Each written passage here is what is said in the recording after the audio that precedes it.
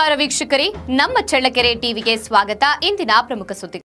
ಚಳ್ಳಕೆರೆ ನಗರದ ಹೊಂಗಿರಣ educational trust ಸಹಯೋಗದಲ್ಲಿ ರಾಷ್ಟ್ರೀಯ ಬಾಹ್ಯಾಕಾಶ ದಿನದ ಪ್ರಮುಖ ಕಾರ್ಯಕ್ರಮವನ್ನು ಭಾನುವಾರ ಸಂಜೆ ಆಯೋಜಿಸಲಾಗಿತ್ತು.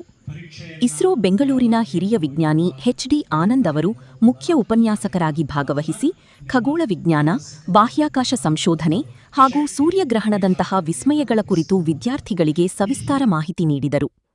ವಿಜ್ಞಾನ ಎಂಬುದು ಮನುಷ್ಯನ ಕುತೂಹಲಕ್ಕೆ ಉತ್ತರ ನೀಡುವ ಜ್ಞಾನ ಎಂದು ಅಭಿಪ್ರಾಯಪಟ್ಟರು. ಸೈನ್ಸ್ ಫೌಂಡೇಶನ್ ಅಧ್ಯಕ್ಷ ಡಾ. ಜಿಎನ್ ಮಲ್ಲಿಕಾರ್ಜುನಪ್ಪ ಮಾತನಾಡಿ, ವಿಜ್ಞಾನವನ್ನು ಅರ್ಥಮಾಡಿಕೊಳ್ಳಲು ಶಾಲಾ ದಿನಗಳಿಂದಲೇ ಪ್ರಶ್ನಿಸುವ ಮನೋಭಾವ ಮತ್ತು ಕುತೂಹಲ ಬೆಳೆಸಿಕೊಳ್ಳುವುದು ಅತ್ಯಗತ್ಯ ಎಂದರು.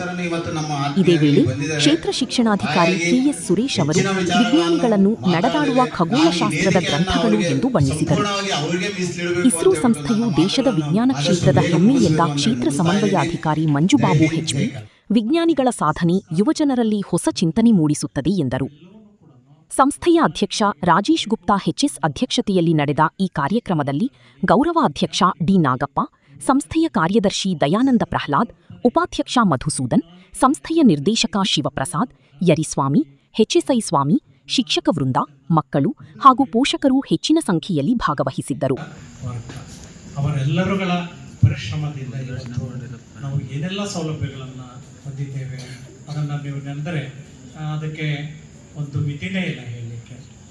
ಮೊಬೈಲ್ನಿಂದ ಹಿಡಿದು ಇನ್ನುಳಿದ ಎಲ್ಲವನ್ನೂ ಕೂಡ ನಾವು ವಿಜ್ಞಾನದಿಂದಲೇ ಸಾಧಿಸಿದ್ದೇವೆ.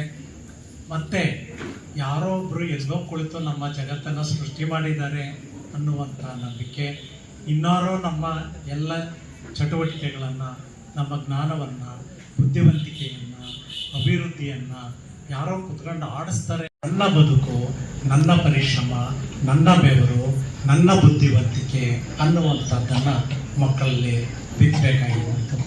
ಪರೀಕ್ಷೆಯನ್ನು ಯಾವ ದೇವರು, ಯಾವ ಪ್ರಾರ್ಥನೆಯಿಂದನೂ ಕೂಡ ಮಾಡಲಿಕ್ಕಾಗಲ್ಲ. ಅದನ್ನು ನಿಮ್ಮ ಮಾನಸಿಕವಾದಂತಹ ಒಂದು ಶಕ್ತಿ, ಏಕಾಗ್ರತೆಯನ್ನು ರೂಪಿಸಿಕೊಳ್ಳುವಂಥದ್ದು. ಈ ಹಿನ್ನೆಲೆಯಲ್ಲಿ ನಮ್ಮ ಇಡೀ ಸಮಾಜದಲ್ಲಿ ಇವತ್ತು ಒಂದಷ್ಟು ಮೂಢನಂಬಿಕೆಗಳಿಗೆ ದಾರಿಯನ್ನು ಮಾಡಿಕೊಟ್ಟಿರೋದು ಯಾವುದು ಅಂತ ಹೇಳಿದರೆ ಬಾಹ್ಯಾಕಾಶ ಪ್ರಪಂಚ, ಅದರಲ್ಲೂ ನಕ್ಷತ್ರ ಲೋಕ.